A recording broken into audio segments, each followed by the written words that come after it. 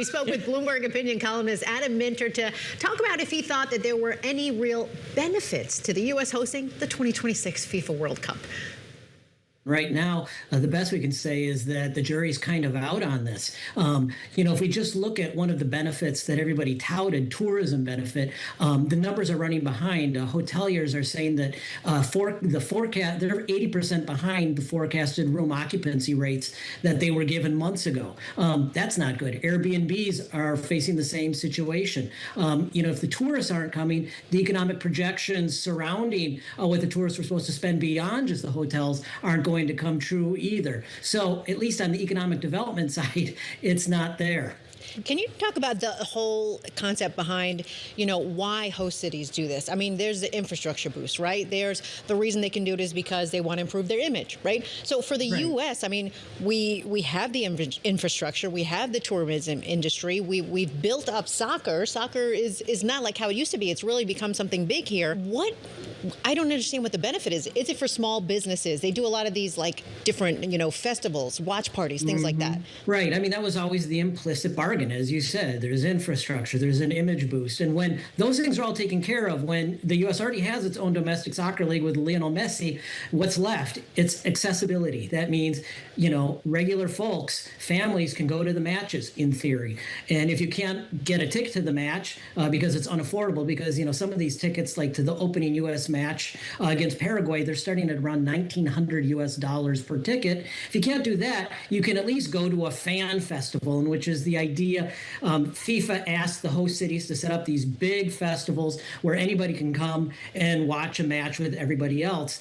But even those aren't quite living up to the accessibility promises. In a lot of places, they may be free. Some of the cities offer them for free. But then, of course, they've got the premium seating. And some of that premium seating at the free fan fest starts around $200.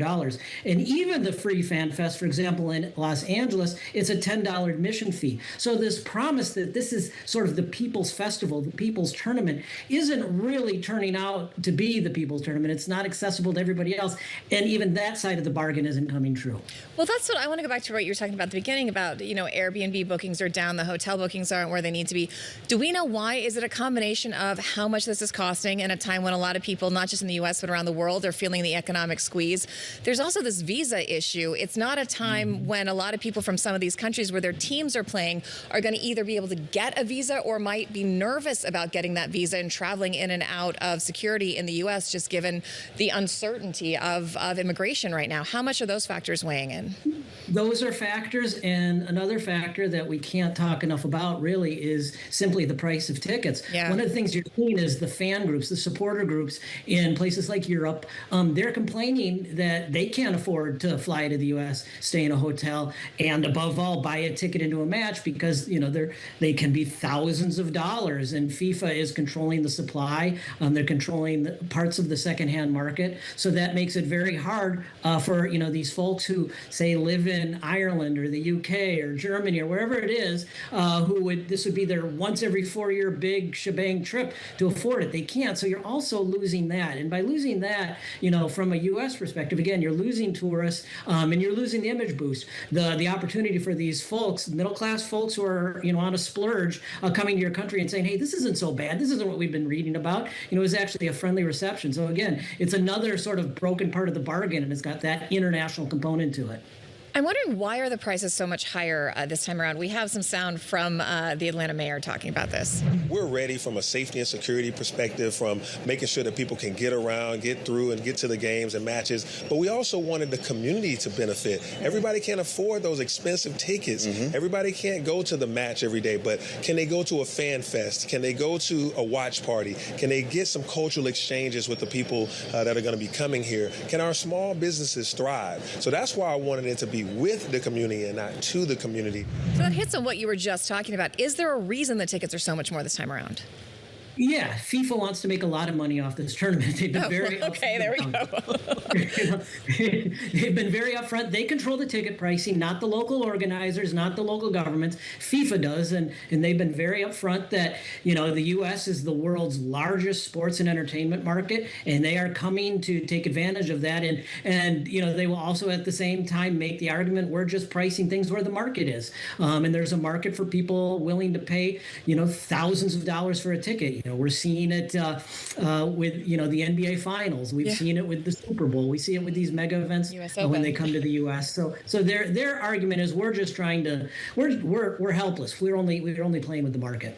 Well, I have to think, because this kind of brings up, we host FIFA World Cup, but we've also hosted the Olympics. So what's the difference between, let's say, the U.S. hosting the Olympics versus hosting the World Cup, let's say, benefit-wise? Yeah, I don't think that there is much of one at this point. I mean, with Los Angeles, which is going to have our next Olympics, and with Salt Lake City, which will have the next Winter Olympics, both of them were chosen precisely because they already have the infrastructure in place. So there's not going to be a real infrastructure benefit to those cities. The image benefit, the U.S. is already a sports destination. So then it becomes the same, argument again. Is there an economic benefit? And one of the things that study after study shows is, regardless of what these economic projections that we always see with these mega events, those numbers are never met. Oftentimes what happens is, sure, you may get an influx of tourists, but that just means that the tourists who were going to come at that time anyway aren't coming, and it all relatively balances out in the end. So what are you going to do? You're going to, at least in theory, make these events accessible. And if you've tried to get, Los Angeles 28 Olympics tickets, like I have, I was in, the lottery or whatever it was, they're extremely expensive. When I finally got in the door and saw what the prices were, I said, I think I'm going to hold off on this. So this is a familiar dynamic. All right, we'll have to see how crowded those stadiums are and who's in those very, very expensive seats.